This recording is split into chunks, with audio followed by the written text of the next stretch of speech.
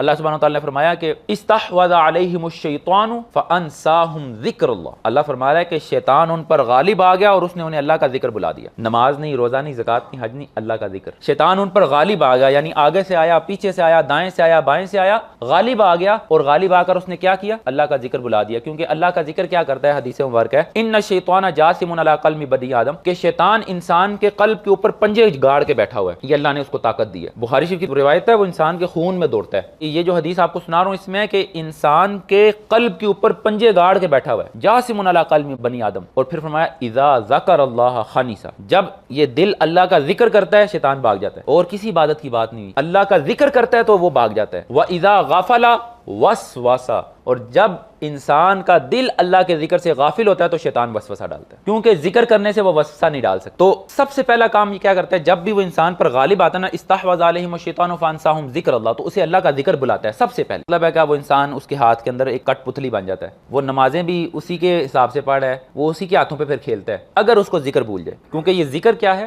شیطان سے حفاظت ہے، یہ اللہ کا قلعہ ہے۔ اللہ نے فرمایا کہ لا الہ الا اللہ حصنی من دخل حصنی آمن عذابی، کہ لا الہ الا اللہ میرا قلعہ ہے، ایک حفاظتی آہنی دیوار ہے، جو اس کے اندر آ گیا وہ عذاب سے محفوظ ہو گیا۔ تو ہمیں کیا معلوم ہوا کہ وسوسوں سے بچنے کے لیے کیا چیز لازم ہے؟ اللہ کا ذکر۔